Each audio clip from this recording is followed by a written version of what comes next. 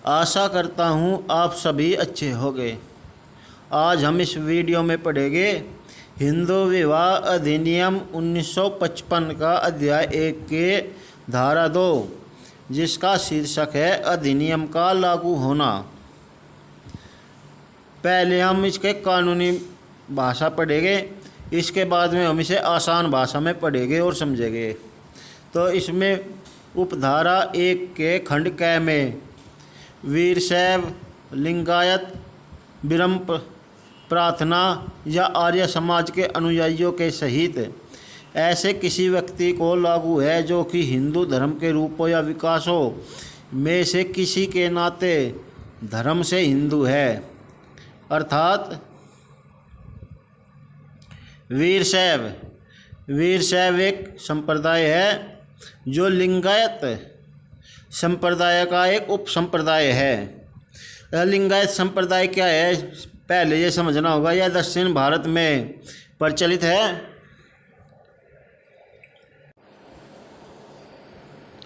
लिंगायत मत विकिपीडिया के अनुसार लिंगायत मत भारतवर्ष के प्राचीनतम सनातन हिंदू धर्म का एक हिस्सा है। इस मत के ज़्यादातर अनुयायी दक्षिण भारत में है। यह मत भगवान शिव की स्तुति आराधना पर आधारित है। अच्छा, इस संप्रदाय की स्थापना 12वीं शताब्दी में महात्मा बसवन्नाम ने की थी। इस मत के उपासक लिंगायत कहलाते हैं। यह शब्द कन्नड़ शब्द लिंगवंत से उत्पन्न है। ये लोग मुख्यतः महात्मा बसवन्ना के शिक्षाओं के अनुगामी हैं। अच्छा, अब देखिए वीरशैव एक उप संप्रदाय है लिंगायत संप्रदाय का। वीरशैव का शाब्दिक अर्थ है जो शिव का परम भक्त हो, किंतु समय बीतने के साथ वीरशैव को तत्वज्ञान, दर्शन, साधना, कर्मकांड होते हैं, जैसे पूजा पाठ करना या यज्ञ हवन, इस तरह के जो विधि होती है, जैसे हिंदू धर्म में कर्मकांड होता है, इसी तरह से इनमें भी होता होगा। सामाजिक संगठन, आचार, नियम आदि अन्य संप्रदायों से भिन्न होते गए। यद्यपि वीरशैव देश के अन्य भागों महाराष्ट्र, आंध्र प्रदेश, तमिलनाडु क्षेत्र आदि में भी पाए जाते हैं, किंतु इनकी सबसे अधिक संख्या कर्नाटक में है। एक बात हो रहा है इनमें, वीरशैव है जो यह एक शैव परंपरा है जो शैव गमों पर आधारित है। यह आप देखिए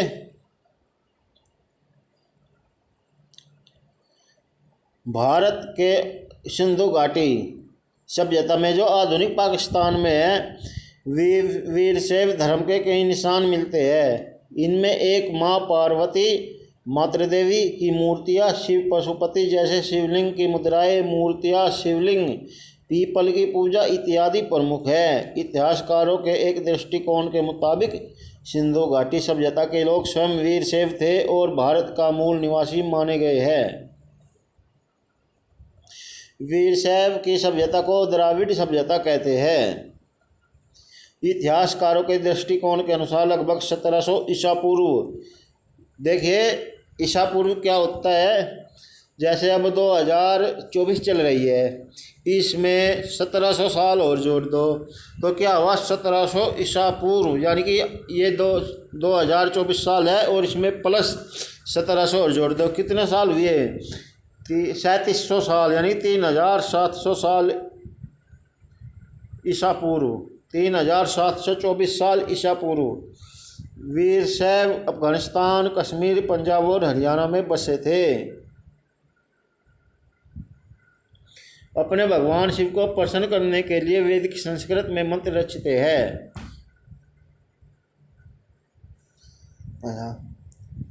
आपकी जानकारी के अनुसार बता दिया जाए कि अभी पिछले साल लगभग ये 17, 18 या 19 या 2016 में दक्षिण भारत में एक विवाद उठा था कि लिंगायत समुदाय के लोगों ने ये कहा था कि हम हिंदू धर्म को नहीं मानते, हम हिंदू नहीं हैं, अतः हमें हिंदू धर्म से अलग किया जाए। ब्रह्म समाज की स्थापना राजा राम मोहन राय ने की थी।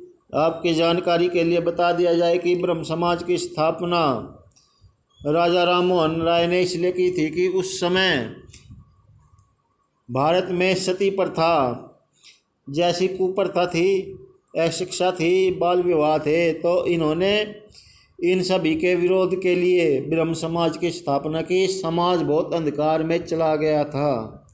प्रार्थना समाज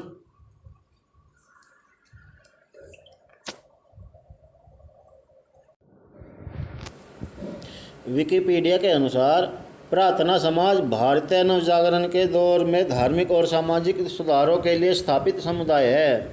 इसकी स्थापना आत्माराम पांडुरंग, महादेव, गोविंद रानाडे तथा इतिहासकार R.G. भंडारकर बम्बई में 31 मार्च 1867 को की थी। यह एक बहुत ही महत्वपूर्ण प्रश्न है जो जीके के अनुसार इसमें पूछा जा सकता है कि बहुत बार पूछा गया है कि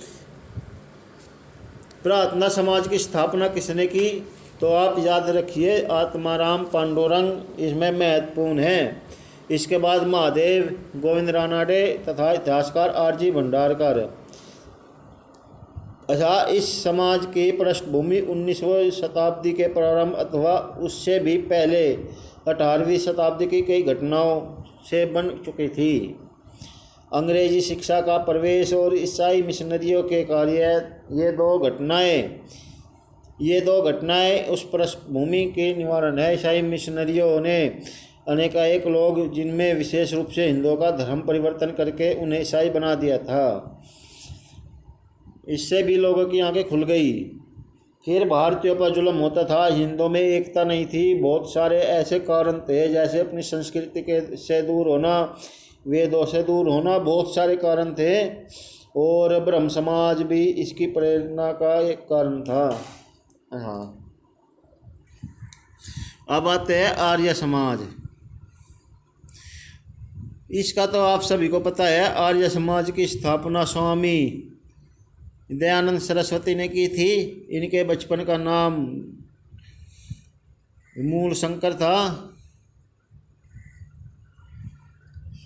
और जब ये एक जागरण से आए तो इन्होंने देखा कि प्रसाद है, जो प्रसाद को चूहा खा रहा है, तो उन्होंने अपने पिता से पूछा कि ये भगवान है। उनके सामने से चूहा, जो मूर्ति थी, वो तस्वीर थी भगवान शिव जी की, तो उन्होंने पूछा अपने पिता से कि ये भगवान है, फिर ये अपने प्रसाद की रक्षा क्यों नहीं करते। तो कोई भी इन्हें उचित उत्तर नहीं मिला। फिर बाद में इन्होंने यह खोज की कि क्या भगवान कहाँ पर है, और इन्होंने मूर्ति पूजा का कठोर खंडन किया।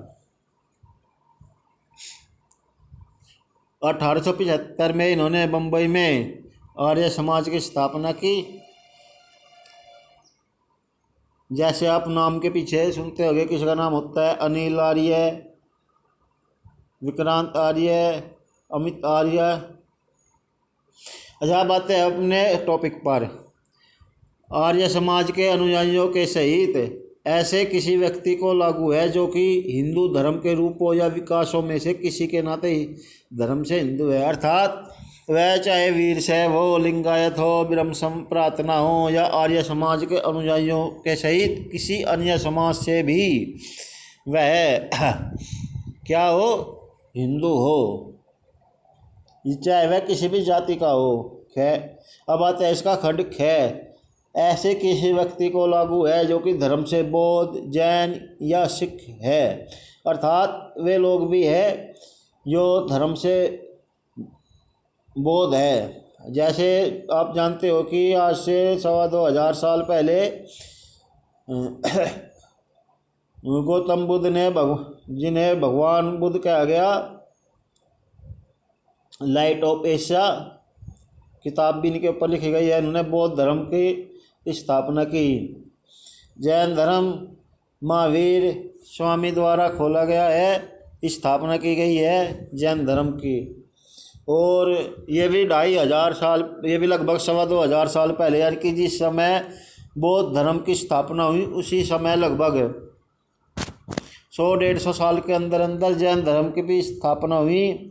और सिख धर्म की स्थापना गुरु नानक ने 16वीं शताब्दी या 15वीं शताब्दी में की। आप इसे चेक कर लीजिए। यह भी हिंदू है। और अब आते हैं इसका खंड ग।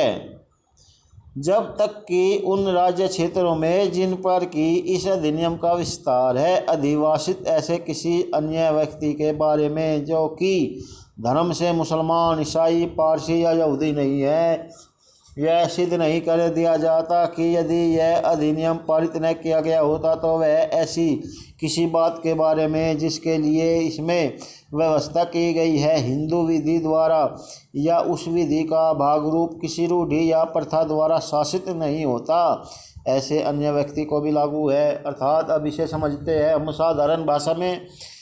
जब तक कि उन राज्य क्षेत्रों में जिन पर कि इस अधिनियम का विस्तार, अर्थात इस पूरे भारतवर्ष में इस अधिनियम का विस्तार है, यानी कि यह लागू है।